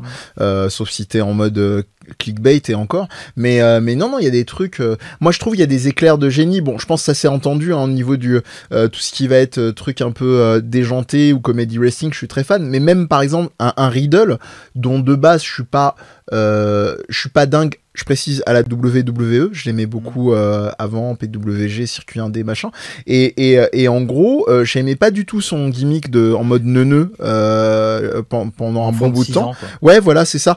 Et en fait, ça marche, tu vois, il y a eu un passage, je sais pas si vous l'avez vu, mais c'était, je crois, le show juste avant Fastlane, et il y avait un moment, en fait, où il avait encore une fois affronté Mustafa Ali avec Retribution en ringside, et t'avais Retribution dans le couloir, et il passe avec sa trottinette en mode et tu te dis, mais le décalage est génial, moi je trouve que ça marche super bien, t'as les autres qui sont en mode à regarder comme ça, mais voilà, il y a des petits moments de grâce comme ça, comme tu dis, Cody, il faut vraiment être là pour les choper au bon moment, mais voilà. Mais c'est ça, mais c'est déjà, moi, à partir du moment où j'ai vu qu'il faisait un replay sur son lancement de claquette, je fais c'est mort, quoi. Je dis, déjà, j'ai ça, je fais d'accord, bon, ok, si c'est ça qui vous fait marrer, y a pas de problème, hein, mais moi, du coup, à chaque fois, je dis, ils vont faire le replay encore, ah oui, effectivement, il y a le replay, donc... Mais bon, c'est particulier. Hein. WWE, c'est vraiment un monde totalement à part, quoi. Et Randy Orton, tu voulais en parler, je crois, mais c'était peut-être plus Fab, non? Moi, Randy Orton. T'as pas dit Orton, non? J'ai cru. Non, j'avais dit Jordan Devlin. Ah oui, Jordan Devlin. Ouais, mais c'est anecdotique, on peut passer à Orton si tu veux, hein, parce que franchement. Non, moi, je pense que le Jordan Devlin est peut-être plus important dans le mauvais terme, dans le sens que pour moi, putain, je comprends pas, quoi. C'est pire qu'Ospreay, là, pour le coup. Ah oui, là j'aurais pas cru le dire, mais oui. Ouais, pour moi, il a rien à foutre là, déjà quand il était revenu, puis WWE, c'est... quoi, il s'est passé quoi? Non, on n'a rien vu, quoi. Ouais. Comme Riddle, hein, d'ailleurs, d'une certaine manière, hein, parce qu'on n'a jamais clarifié le truc. Hein. Bien sûr. C'est compliqué parce que ce mec-là, encore une fois, c'est un excellent catcheur, mais n'empêche que si c'est un gros connard, j'ai toujours pas envie de le voir, quoi. Moi, ça fait partie des mecs que je regarde plus. Voilà. Et pourtant, j'adorais ce catcheur. David Starr, si un jour il revient dans un ring, je veux surtout pas le revoir, quoi. Pas le revoir. Ça fait très mal à la gueule de le dire, mais oui. Ouais. Mais il reviendra jamais, lui. Je pense que c'est baisé. Non, c'est. Pour le coup, c'est bien. Après, il y a bien eu Joey Ryan qui a tenté des espèces de remontadas complètement cryptiques. Bon, ça a été en 2 temps 3 mouvements grâce à Twitter. Pour une fois que Twitter en mode expéditif est intéressant, c'est bien. Mais bon, c'est. Là, tu vois, dans le chat, je vois Trafalgar qui dit Velvet in Dream. Oui, tout à fait. C'est vrai que c'est pareil. Hein. C'est pas bon, ouais. il est plus à l'écran en tout cas. Bah, Velveteen Dream en plus, c'est affreux de dire ça comme ça, mais il a vraiment, enfin quand je dis cumulé, c'est au regard de l'opinion publique, parce qu'il a chauffé un mineur, pour rappel, avec des preuves à l'appui, et en plus il y avait donc forcément le mec potentiellement et au minimum bi, si ce n'est gay, donc tu vois, encore une fois, hein, je suis très bas du front, mais tu prends un redneck de base, c'est no way quoi. Déjà, je sais même pas comment ils ont réussi à un moment à refaire revenir Lars Sullivan après avoir déterré ses sextapes de porno gay, mais ouais. J'ai juste eu très peur pour lui à un moment, parce que je pense comme beaucoup de monde, j'avais très peur qu'il se flingue vu le bashing et ce que ça pouvait représenter comme shaming potentiel, mais bon, bref. Voilà, en tout cas, je sais pas si Fab t'as un truc à dire là-dessus, parce que j'ai parlé beaucoup là, mais bah, c'est très compliqué l'affaire Jordan Devlin, c'est très dur, c'est inconcevable en fait qu'il soit là. Quand on a vu la fin, qu'on a donné le titre intérim Cruiserweight à Escobar. Oui, en plus c'est ce que nous dit Mika dans le chat, ouais. Ça c'est pas cliché non plus comme nom, Santos Escobar quoi. Si peu. Ça ne s'arrête jamais. En fait, c'est ça le problème, c'est que tu regardes le nombre de mecs qui sont clichés as fuck chez VVE, c'est dingue quoi. Ouais. Et ça pose aucun problème aux gros fans WWE. Eux trouvent ça, il est mexicain, bah ouais, il a un nom mexicain. Bah non, en fait, il pourrait s'appeler Brian Johnson et il pourrait être bien être mexicain en fait. Je veux dire. Enfin voilà, c'est ça le étiquette. Il y a peut-être le seul au final qui a réussi à en sortir avec cette étiquette, même s'il n'est pas passé loin de la correctionnelle, vu les idées qu'on a eues. C'est Mustafa Ali. On a entendu dire qu'il y avait eu des rumeurs, on voulait lui mettre un turban à un moment. Et... je viens de créer des images. Ça pas fait. Heureusement, mais au final, c'est le seul qui s'en sort, bizarrement. Ouais. Il l'a laissé à Jinder Mahal. Ils l'ont joué à Shifumi à l'époque. Il aurait peut-être été champion du monde. Eh ouais, putain. Oh, putain, c'est vrai qu'il a été champion. Eh ouais. Pardon. Tu sais que j'ai créé des successions d'images, parce qu'en même temps que je le revoyais champion, je me suis rappelé aussi de ce match dans la cage en bambou là. Ah là là, le Punjabi. Avec le Great Khali à la fin. Voilà. Ah oui, il était revenu. Le Great Khali qui intervient, on ne sait pas pourquoi, et on l'a jamais revu depuis. Non. Parce qu'il était indien. Voilà.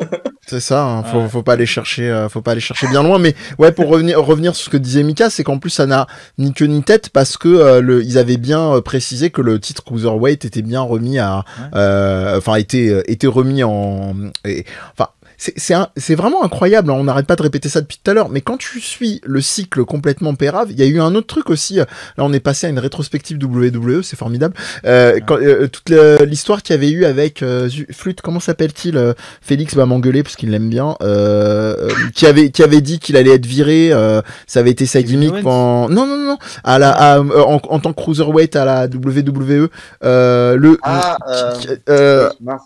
petit. Oui. Je vais son nom aussi. C'est pas grave, ça va nous très hyper agile Maverick. Merci le chat, merci Trafalgar. Et en gros qui avait effectivement posé cette gimmick machin, qui moi à titre perso je trouvais encore une fois décidément Mister Indignation hyper malaisante, parce que c'était l'époque où ils avaient annoncé qu'ils avaient viré plein de monde alors qu'en réalité il y avait pas besoin. Il y a eu plein de papiers qui sont sortis expliquant que la WWE aurait subi aucune perte financière s'ils avaient gardé leur staff plus ou moins à l'identique, et que lui avait joué cette gimmick comme quoi il allait être viré, et qu'au final on s'est rendu compte que c'était un truc qui tenait pas quoi. Et là aussi ouais, tu te rends compte que il y avait ça à la même époque, c'était l'époque où ils avaient remis en peu après le titre de Cruiserweight Open quoi. Au tournoi voilà. Au tournoi à ce moment-là. C'est ça. Ouais, mais moi cette histoire de Drake Maverick, je me souviens sur Twitter, je m'étais fait bâcher. Parce que quand il avait mis sa vidéo là, je faisais pas partie des gens qui disaient c'est du work et tout. Bon voilà. Non, moi je croyais aussi. Je trouvais quand même que c'était gros quoi. Mais après c'est quelqu'un qui sait très bien vendre des émotions et peut-être que c'était vrai à un moment où il a fait sa vidéo, il était sûrement vraiment viré. Et moi là où j'ai eu un problème, c'est que VVE a joué là-dessus. On part d'un bad buzz Voilà, pour en faire un c'est truc. ça. Et au final, on le tue derrière parce que maintenant, ils en font plus En rien. plus. Ouais. Donc il y a ça, et puis moi j'avais joué, quand j'avais vu la vidéo, puis il y avait tous les mecs qui se fait virer au fur et à mesure, j'avais juste mis le gif de Michael Jackson dans Thriller qui bouffe des popcorn en disant ah tiens qui c'est qui va, puis voilà bon et puis il y a tous les mecs qui étaient venus me dire ouais comment C'est les pas mecs ils cool. perdent leur boulot, Ça et te fait tout ça, rire. comment tu peux rigoler là-dessus et tout ça. Puis après, un mois après, on voyait Drake Maverick en fait est de retour chez VVE. Je fais bon alors, on dit quoi? On Alors, s'excuse, on fait on quoi n'attend pas Patrick? Je fais, bah ouais. Non mais voilà, enfin, c'est très compliqué de parler de catch sur les réseaux quand même. Hein. Putain, ah oui, c'est très compliqué de parler sur les réseaux. Ah ouais. À ce compte-là, mais ouais, pour revenir, effectivement, Fab, et si tu veux, après peut-être, on est en association libre, n'hésitez pas à participer avec nous si vous avez, c'est pas, voilà. Mais pour revenir sur sujets. Santos Escobar, c'est vraiment un gâchis, quoi, parce que ça tenait qu'au nom.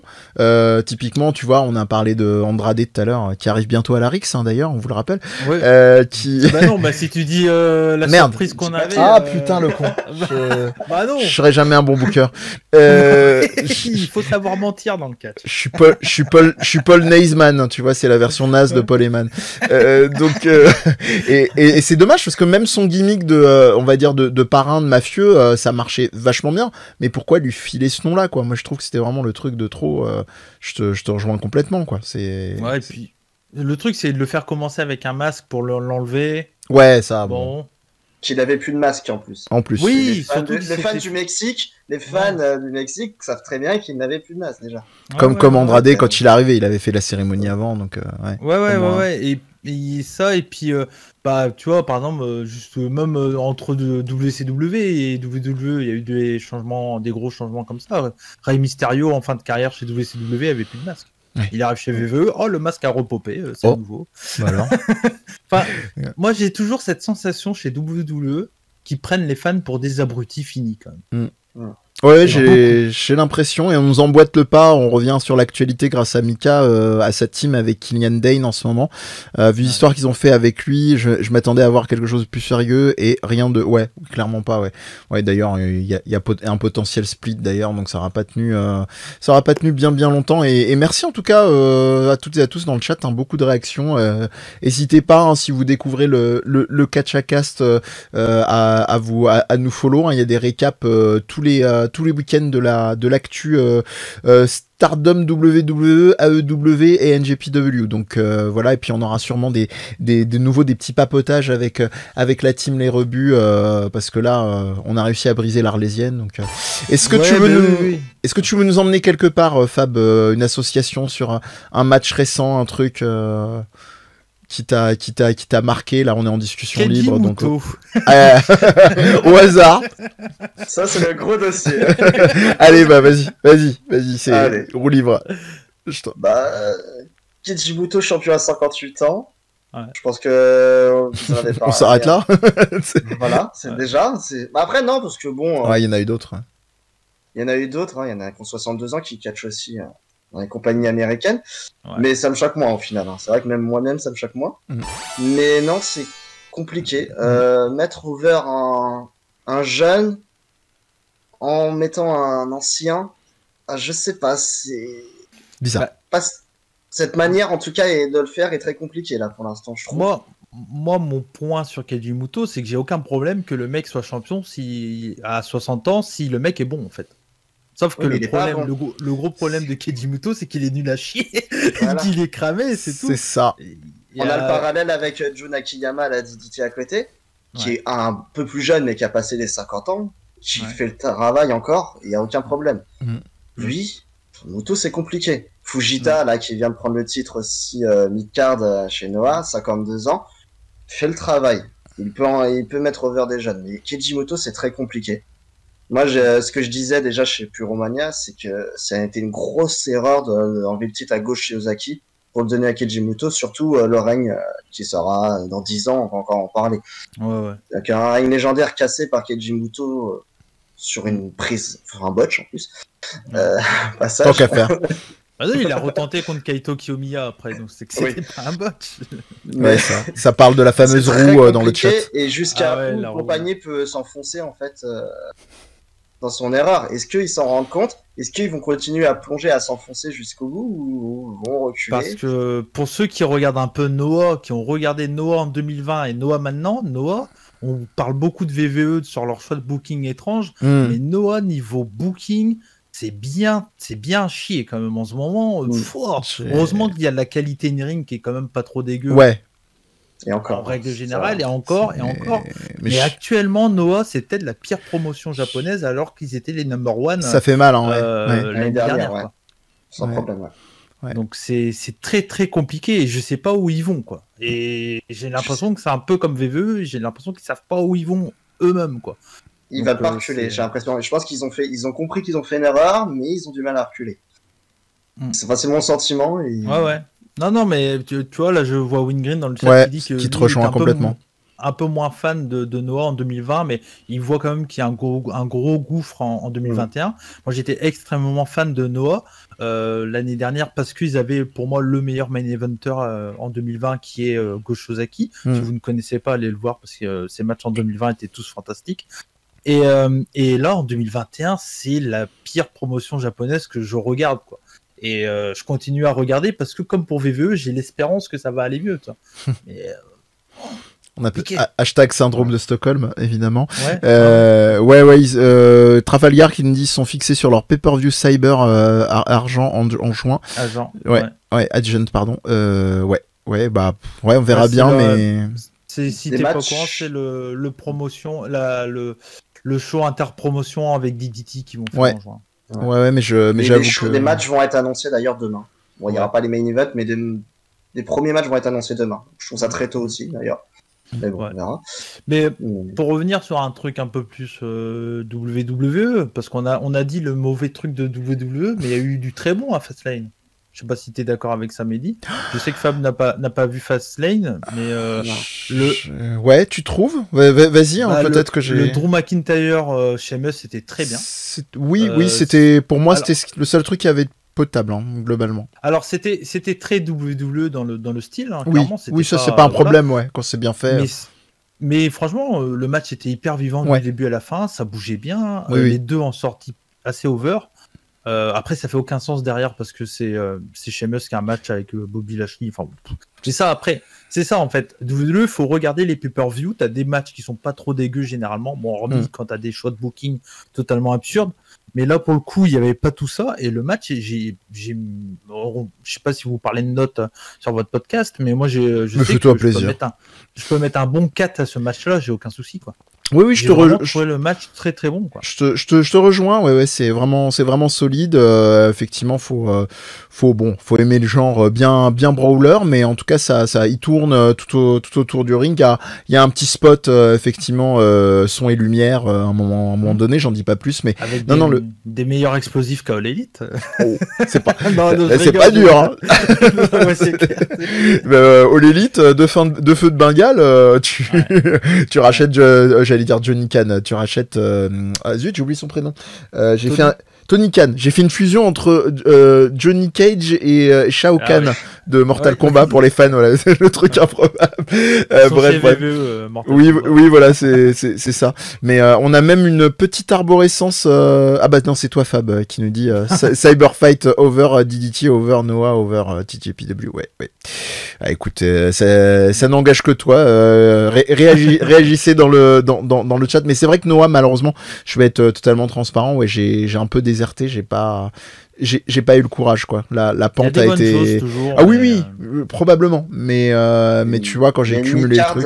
Il y a une mid-card longuette. Ouais. Il y a une mid-card qui est très compliquée à regarder. Le junior qui est. C'est instable. C'est pas que c'est mauvais, mais c'est que c'est tellement instable que t'as pas envie de suivre. Ça change tous les mois. Là, je crois en 2 semaines, il y a eu 2 champions juniors. Ouais. Et c'est tout le temps comme ça en fait, donc c'est compliqué. On est un peu sur le style Cruiserweight à une certaine époque à WWE pour comparer, où toutes les semaines ça change. Donc t'as pas envie de suivre. Non. Mais et mon deuxième bon point, juste pour revenir sur VVE, désolé d'être mainstream, mais c'est moi qui dis ça. Mais mon deuxième point, moi j'ai trouvé le Roman Reigns comment dire, Daniel Bryan. Alors bon, certes il y a de l'overbooking qui n'y avait pas besoin en fin de match, mais bon c'est WWE, donc on sait que c'est une habitude chez eux. Oui. Mais le match était clairement pour moi oui. Qu'est-ce qui se passe-t-il? Non, il y a ma copine qui me parle, oui quoi. Non, je croyais que t'entendais des voix de The Fiend. Non, parlez, je vais m'en occuper. Pas de souci. Vas-y, on va prendre le relais, mais oui, c'est vrai que le match était. Tu l'as pas vu du tout, toi, Fab? Donc j'enchaîne. Non, WWE, je suis en décrochage. Décrochage, même NXT. Ouais. NXT de loin, je regarde les takeovers un peu parce qu'il y a Enzo des revues du catch et j'aime bien l'accompagner dessus parfois le soir. Ouais. Mais sinon, j'ai un décrochage. J'avais des difficultés en fait sur le WWE depuis un moment et depuis AEW, j'ai complètement lâché et ouais. Excusez-moi. Et t'es pas revenu. Non, on meublait, je demandais à Fab s'il suivait, s'il avait vu Fastlane, mais il me disait que même NXT c'était lointainement, donc effectivement. Ouais. Mais oui, pour te répondre, Cody, moi je trouvais le match solide. Après le souci c'est que c'était vraiment cousu de fil blanc. Je trouvais les à côté vraiment chiants en ce moment. J'ai l'impression qu'ils sont en mode papier à musique des interventions.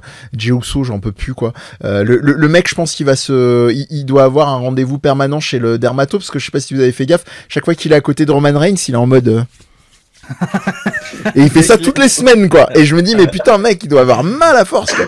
Enfin bref, donc mais ouais. Moi j'ai trouvé, tu vois, la construction de ce match-là très japonaise. C'est rare de voir des main events qui prennent leur temps. C'est vrai. WWE. Il y a eu un gros moment de chain wrestling. Alors après, c'est pas incroyable parce que c'est bon, Daniel Bryan, oui, mais Roman Reigns en chain wrestling, c'est pas sa spécialité. Mais ça n'empêche, je trouve qu'ils ont osé de faire un vrai match dans ce main event. Et j'ai bien aimé la construction. C'était pas trop rythmé, c'est un peu trop long, la fin de match overbooking, mais j'ai trouvé vraiment le match très solide et avec une tronche de main event.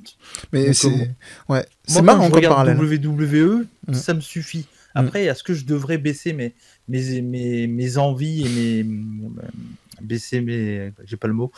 Tes attentes. Mes attentes, ouais. En regardant WWE, je sais pas si je devrais le faire, mais c'est ce que je fais systématiquement. Donc. Je pense que c'est comme la bouffe. Hein. Moi, je pense que les trucs peuvent être concomitants. Tu vois, te faire effectivement, bon, pour moi c'est inconcevable, mais je vais quand même prendre cette analogie-là. Te faire un burger McDo et faire côtoyer ça avec un burger que tu fais de chez toi avec frites maison et viande charolaise. Mais et désolé les véganes et les végés, mais grosso modo, blague à part, non, je trouve. C'est pour ça, en fait, j'aime bien remettre un peu de principe de réalité dans le catch en continuant de regarder la WWE, parce que ça permet de voir aussi on va dire les vases communicants de ce qui se fait. On n'a pas arrêté de dire depuis tout à l'heure, y a de la merde, enfin pas nous, mais que beaucoup de gens bâchaient pour bâcher la WWE, mais on voit que même dans des très grosses fédés, il y a des mauvaises décisions, il y a des trucs qui foirent, la WWE avec la pétarade, la NJPW avec Will Ospreay, enfin supposément, on verra, l'avenir nous dira. Enfin, voilà. Moi, j'aime bien cette optique-là. Je suis pas mécontent d'avoir réintégré en plus de NXT les deux shows principaux. Alors, je regarde pas avec une turbo attention et je suis très sélectif sur les matchs que je regarde en intégralité, mais il y a quand même des chouettes choses, ouais. Je suis assez d'accord. Moi, NXT, j'aime bien parce que c'est vraiment un truc hybride entre l'indie et le mainstream pur. Alors, des fois, ils vont te faire des trucs très indie, des fois, ils vont faire des trucs très, très mainstream. Des fois, ils vont faire de la stardom. De quoi ? Des fois, ils vont faire de la stardom. Ouais, bah oui, mais tu vois, le truc, c'est ça. Ils prennent vraiment de tout. Ouais. Ça sent la patte Triple H qui pique un peu de tout ce qu'ils voient. Et moi, j'aime bien le côté hybride. Par exemple, pour parler un peu de musique, j'aime bien quand il y a des mélanges de styles. J'écoute beaucoup de métal, mais j'aime bien quand dans le métal, il y a un peu d'électro, de machin et tout. Et là, j'aime bien le côté vraiment hybride de NXT où ils vont te prendre un peu de ça, un peu de ça, un peu de ça. Et après, il y en a qui, au final, à force d'avoir plein de trucs, bah, c'est juste une bouillie, quoi, pour eux. Mais moi, personnellement, j'aime bien avoir un peu, des fois, dans un match, on a du gros spot fest. Bon, des fois, ils en font beaucoup trop. Et par exemple, au dernier NXT, le takeover, il y avait que des matchs qui auraient pu être des main events. Il n'y avait aucune construction de cartes. Ouais, ça, c'est imbuvable chez NXT, dommage. par contre, ça. Et mais voilà, mais il faut... C'est ça, quand on est fan de catch, il faut prendre un peu de de ce qu'on aime un peu partout. Moi, c'est comme ça que je vois ma vision de fan de catch, quoi. Et c'est pour ça que je regarde énormément de trucs, parce que j'arrive à trouver ce qui me plaît dans chaque promotion. Oui, clairement. C'est comme ça aussi qu'on forge l'esprit critique. En parlant d'esprit critique, apparemment le grilled cheese l'emporte sur le burger dans le chat. Il y a Mika qui nous dit qu'il a vu Fastlane. Ah, lui, par contre, il était sur le Rollins versus Nakamura. J'ai pas aimé. J'ai vraiment eu beaucoup de mal, quoi. Enfin, c'est Rollins avec qui j'ai du mal. Hein. Donc, en ce moment, pour moi, c'est un bon match. Ouais. Mais quand t'as Rollins Nakamura, je suis désolé. Ça vient d'où Je m'attends à mieux, quoi. Là, ils ont fait un match de weekly, quoi. C'est marrant parce qu'en Fastlane, j'ai eu l'impression que les 3/4 du show, j'avais l'impression de voir, tu sais, les mauvaises phases d'un match, d'un weekly, quoi. Vraiment, à part ceux que t'as cités, genre le McIntyre, Sheamus et le Roman. Et les autres, c'est pas la qualité du catch, hein, on précise bien, pas nécessairement, des fois oui, mais c'était plutôt principalement le booking qui était là. Nakamura, hein, pour rappel, c'est quand même le Rollins Nakamura, ça vient du fait que Cesaro a fait tourner 21 fois, a swingé 21 fois au Rollins. Enfin, nique la logique, quoi. C'est d'accord, tu fais battre contre. Enfin bref. Ouais. Là, je vois, il y a Av dans le chat. Lui, c'est un gros fan de Dragon Gate. Ah bon. Donc, je sais pas si tu suis un peu Dragon Gate. Non, malheureusement, les journées ne font que 24 heures. Ouais, donc... c'est ça.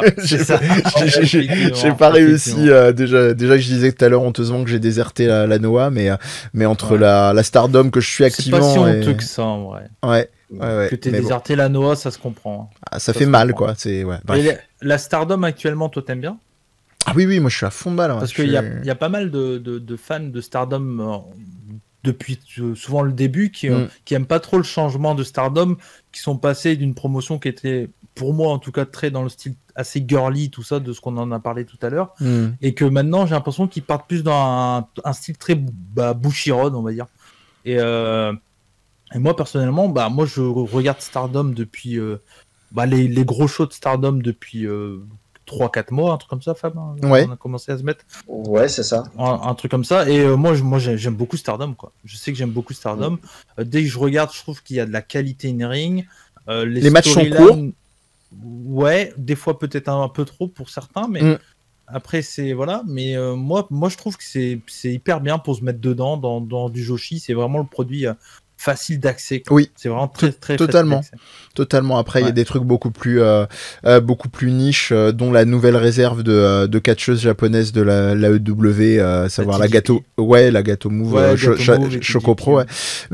Mais oui. Alors pour répondre sur le Stardom, alors je vous recommande un match. J'en ai parlé sur mon récap de la semaine dernière, s'il vous plaît. Mayu Iwatani contre Yoshiko. Alors ce match-là était ma boule. Il était au Budokan du dernier pay-per-view là, où il y a eu pas mal de changements de titres, etc. Il était complètement dingue et vraiment c'est ce genre de c'est le genre de match que c'est pour ça que je regarde le catch. C'est-à-dire le match en tant que tel était génial.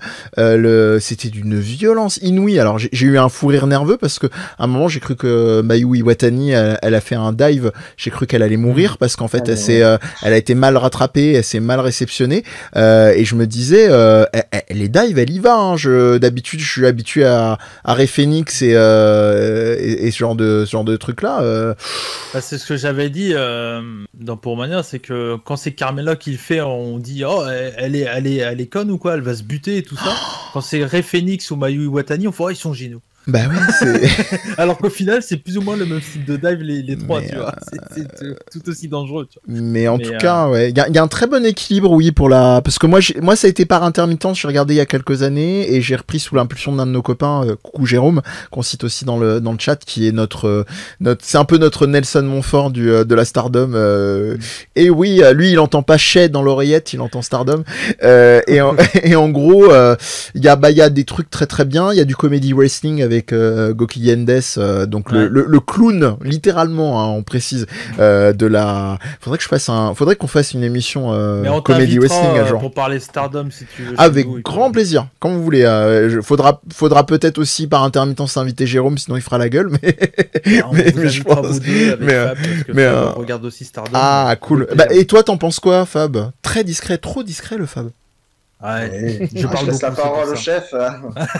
J'ai mon boss avec moi et j'ai le chef de la chaîne. Entre les Sinon, il me coupe le micro. Voilà. Non. Non, alors moi, le Joshi, c'est pas quelque chose à laquelle je connaissais pas vraiment, c'est par manque de temps et parce que déjà on regarde tellement de Puro que on n'a plus le temps. On avait commencé un peu hardcore avec le TGP il y a quelques mois, c'était pas trop passé pour ma part. Et ensuite, on a voulu s'intéresser plus à Stardom depuis, on va dire, depuis janvier. Et honnêtement, je suis tombé complètement amoureux de la compagnie. Pour moi, c'est clairement un produit qui me correspond. En fait, j'entends souvent parler d'un manque de construction. Après, je regarde que les gros shows. Je regarde pas en détail tout, donc les constructions, pour l'instant, ça m'intéresse pas plus que ça. Mais en termes de in-ring, c'est assez exceptionnel en fait, et que je retrouve quasiment nulle part. Oui. Je trouve une excellence du in-ring qui fait que ça me captive. J'ai 3 compagnies comme ça en ce moment qui sont. Attention, le tir c'est gagnant. Et Voilà. Bah, j'ai donc TJW, ouais, c'est ça. Ouais. Qui est au-dessus de tout. Ouais. Meilleure J'ai compagnie japonaise DDT actuellement. J'ai Stardom que j'adore. Et aussi parce que je suis un peu quelqu'un qui va chercher très loin et qui fouine un peu partout tout le temps. Je suis en train de tomber amoureux petit à petit depuis 2-3 mois de la PWA en Australie. La PWA, ok, d'accord. Voilà. Il y a des noms qu'on pourrait connaître Ouais. Bah, tous les Australiens qui catchent en Europe, en fait, qui sont repartis en Australie, en fait. Vu qu'ils ont la bulle en Australie, en fait, en ce moment. D'accord. Tous les Australiens sont là-bas. Donc, il y a les aussi Open, d'accord. Ils y sont. Il y a Robbie Eagles, donc la grosse star australienne. Ouais, big exact. Star australienne. Ouais, carrément, qui s'est bien amusé à la NJPW il y a quelques temps. Ça va. Il y a du Charlie Evans chez les femmes, si vous connaissez un peu. Ouais, bah oui. Ah oui, d'accord. Et voilà. Et ils ont beaucoup, ils ont un vivier de jeunes Australiens qui est juste hallucinant, qui va exploser dès que cette saloperie de pandémie va partir. Je pense qu'ils ont un vivier qui est incroyable. Et c'est disponible où ça, Fab? Alors PWA, ils ont un Discord, j'allais dire. Ils ont comme les rebuts du catch. L'élite, ils ont un service de VOD, mais qui n'est pas très à jour. Mais ils diffusent surtout leurs gros les pay-per-view en fait sur Fit TV et à 9,90$, un truc comme ça. Donc c'est moins cher que le reste, ça reste un prix, mais c'est moins cher que ça reste c'est le prix de la NJPW quoi. Enfin de beaucoup de networks quoi. Ouais. Et moi je les ai découverts sur IWTV en fait, parce que je regarde aussi l'Indie US. Je regarde tellement de choses. Et en ce moment, sur IWTV, ils avaient diffusé des plus vieux shows pendant la pandémie. Pendant le côté plus sombre de la pandémie, qui m'a fait découvrir la compagnie. Et ensuite, je commence à acheter les choses sur Fit TV maintenant et je prends un plaisir énorme. La production est incroyable et le nombre de catcheurs est hallucinant en ce moment. C'est le meilleur moment pour regarder l'Australie grâce à la bulle australienne où le pays, en fait, la pandémie n'existe pas. Il y a un public, il y a un public sans masque, c'est la folie totale et ils vivent leur meilleure vie. Donc, ça et en Nouvelle-Zélande, je sais pas s'il y a une promotion de Nouvelle-Zélande, mais eux, ça. C'est pas grave, on a Jay White, c'est bon, il y a tout ce qu'il faut. Ouais, c'est vrai. C'est bon. Le mec monomaniaque. Non mais la PWA, c'est une promotion à suivre, je pense clairement. Moi, j'ai pas le temps de m'y mettre, je regarde trop de trucs aussi, mais ouais, non, il se passe plein de trucs, tu vois. Aux États-Unis, tu te demandes comment ils font autant de shows. Il y a des shows pratiquement tous les jours, quoi. C'est dingue, malgré la pandémie. Là, t'as le WrestleMania Weekend qui arrive. T'as entre IWTV et Game Changer, il y a 26 shows. Ouais, 26 shows. Entre IWTV et GCW. Eh ben. Et l'Europe n'est pas venue cette année, du coup. Alors, non, en plus. Pour dire. Parce que d'habitude, il y a VXV, je sais pas, mais il y avait RevPro qui faisait un show. Il y avait, il y avait des promotions qui faisaient faire des shows. Il y a même eu DDT qui a fait un show, ou TGP l'année dernière, je crois. Je crois qu'il y a une des promotions des deux. C'était prévu peut-être. Wingreen nous le dira. Mais en tout cas, ouais, non, il se passe encore plein de trucs dans le catch. C'est pour ça que pour moi, actuellement, je sais que tout le monde n'est pas d'accord, mais je trouve qu'on vit quand même une très bonne période. Et ah non, c'est ma boule. Je comprends pas qu'il y ait des gens qui arrivent à te dire je trouve pas de trucs ou alors je m'ennuie. C'est assez dingue. Il y a aussi varié en fait. Ouais, bah il y a quelques personnes, et je pense à Wingreen, parce que je l'aime bien, donc je le cite, qui dit que pour lui, beaucoup de choses se ressemblent et il a l'impression de voir un peu le même truc un peu partout, tu vois. Et moi, je trouve pas du tout, en fait. C'est pas du Ça tout mon dépend, point de vue. ça dépend quoi, ouais. Tu vas avoir Après, quelques fédés qui se en ressemblent. Indie US, par exemple, c'est vrai qu'on voit souvent les mêmes mecs, etc. Mais après, c'est normal, t'as des mecs qui vendent, donc ils mettent ces mecs-là en avant, quoi. Moi, c'est mon point de vue aussi. La Riptide, elle continue ou pas, d'ailleurs? J'ai pas suivi depuis Non, un moment. ils ont Non, arrêté, je crois. Ils ont arrêté. Ils ont- Là, je crois- la Riptide. la Riptide. Ouais. Là, la Riptide, en ce moment, oui. Bah, en même temps, l'Angleterre, c'est le chaos total. Donc, Ouais. Regarde ouais. mon super poster. D'accord. Mm. Ah. Ah. C'était un poster de Cara Noir, je t'en veux beaucoup. Non, ça va. Non. La Riptide. J'ai Ça ça, va. sur. Putain, il est ouais. stylé. Stylé, bravo. Boissol Crate. Hein. C'est ça. Bah, la Grande-Bretagne est dans un. Peut-être encore plus en difficulté que la France, donc, à mon avis. Ouais. C'est un peu mal C'est pas barré. prêt de revenir là-bas. D'accord. Et après, Bah, ouais. on espère que le catch français va revenir. Ça serait bien. Déjà- Un show a été déjà annoncé avec en le- septembre vers Montbéliard avec Ouais, une billetterie. FFCP, ouais. Ouais. FFCP de Marc Mercier qui a annoncé un show avec entre autres Jack Spain, Antoine Bernard, Tristan et Mac DiVecchio au main Mac event. DiVecchio ouais, aussi. Avec une Donc, billetterie, donc on verra. Pourquoi pas. Ouais. En septembre. il me La semble. barbe d'Antoine Bernard. Ouais, bah, Ah, regarde bah, Eric, on sait jamais. Hein. Je dis Voilà. ça, je dis rien. voilà. Au moins, il y a le choix, Teasing. il y a le choix, Félix, si tu veux choisir ton camp. Ouais, bah, j'ai Samedi- noté en tout cas. Non, vendredi 2 avril, pardon. J'ai noté la PWA, merci Fab, je connaissais pas du tout, ils ont un très joli site d'ailleurs. J'allais faire une blague en Ouais. me disant tout à l'heure, je voulais pas te couper parce que c'était très intéressant ce que tu disais, est-ce que au niveau de l'ergonomie ça suit, oui il est très joli. Donc NGPW, hein, si vous voulez encore un exemple de plus d'un site avec une bonne ergonomie, coucou, Ah, vous penserez à mes 10 Alors, en euros termes mensuels. Même en termes de production, à part WWE et on va dire AEW qui sont quand même au-dessus du lot en termes de qualité de production, honnêtement, j'ai jamais vu au-dessus que ce que fait PWA. C'est un peu l'équivalent de ce qu'avait essayé de faire OTT avant de s'effondrer avec le spinning out, mais on est même un cran dessus. C'est hyper professionnel. Ils ont leur propre studio de production pour faire leurs choses. C'est d'un professionnalisme incroyable. Classe. C'est vraiment. Je Oh. sais pas comment ils font, mais Un c'est peu. étonnant qu'ils soient aussi confidentiels au final. On essaiera d'investiguer genre la folle émergence du catch, enfin émergence, Non, explosion, ouais. on va dire du Mais catch. il y a moyen d'en faire un super c'est vrai. article pour le coup parce que c'est vrai L'exception que catchesque. je suis sûr. Mais non mais c'est vrai mais pour vous qui écrivez des articles et tout clairement pour le coup Surtout Félix pour rendre à César. ouais surtout Félix mais Félix fera le taf il fera ses recherches mais Allez au boulot. mais je pense qu'il y a moyen d'en faire un bon truc parce que Grave. mine de rien l'Australie a amené pas mal de bons talents dans le catch donc c'est sûrement un pays du catch qu'on connaît pas assez parce que c'est loin mais j'imagine enfin je sais qu'il y a quand même pas mal de catcheurs qui viennent de Tony Storm pour pas la citer par exemple donc Ah Oui, Tony. elle est formée en Australie, ouais. Mais d'ailleurs là en ce moment je parlais de la gâteau parce que je suis tombé alors j'ai une petite émergence de New Fav. J'ai Zoé Starks pour ceux qui suivent la NXT que j'aime beaucoup, qui est turbo pushé en ce moment, qui était passé par Impact et par quelques fédérations indie ça et là états-uniennes.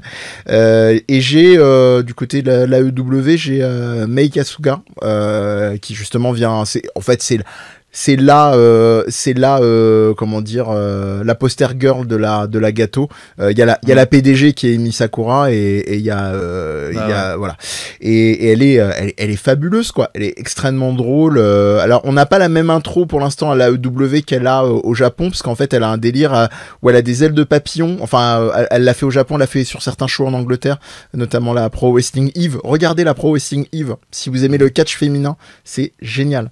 Moi j'ai un souci avec cette promotion. Je trouve qu'elle est trop explicitement militante. Non, ouais, non mais c'est trop.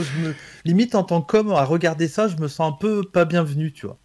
Ouais. Alors j'ai vu quelques shows d'eux, dont l'un des shows il y avait Kira Kimera qui est une amie à moi et française et qui a catché chez Yves. Okay. Et je trouvais que ouais.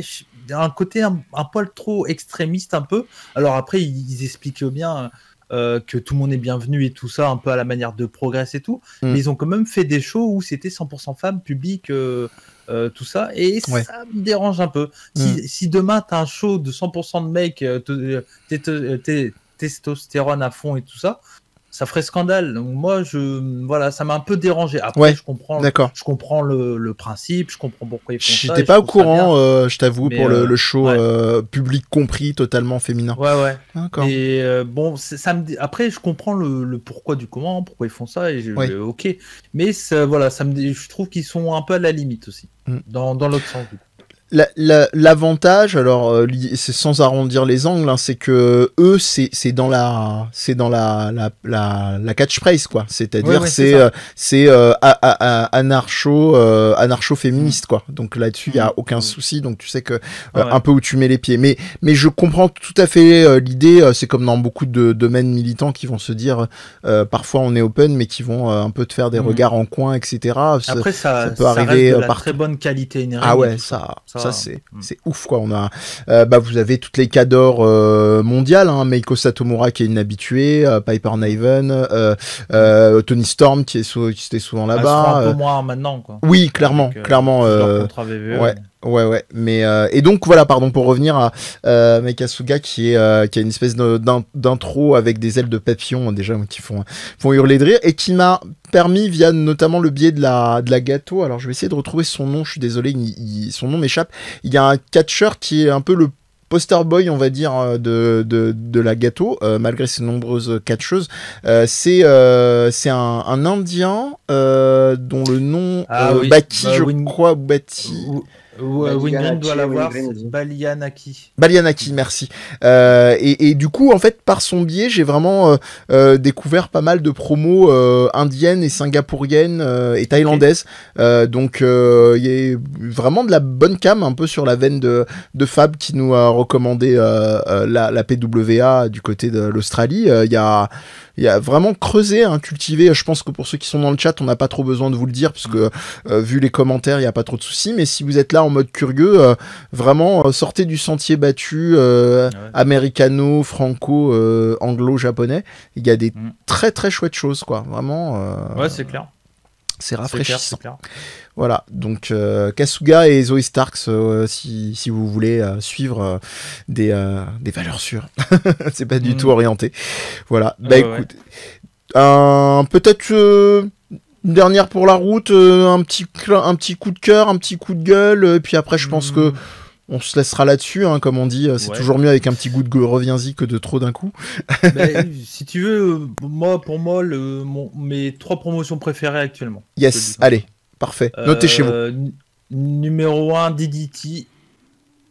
Numéro 2, BG-Dub. Et numéro 3, NJP, je pense. J'ai peur. Voilà. Très japonais, mais DDT numéro 1, parce que dès que je regarde leur show, je me fais jamais chier en fait. Et il y a le côté un peu comédie, un peu cringe qui peut déranger, mais c'est 2 matchs gros max par show, tu vois. Et franchement, ça me dérange vraiment pas.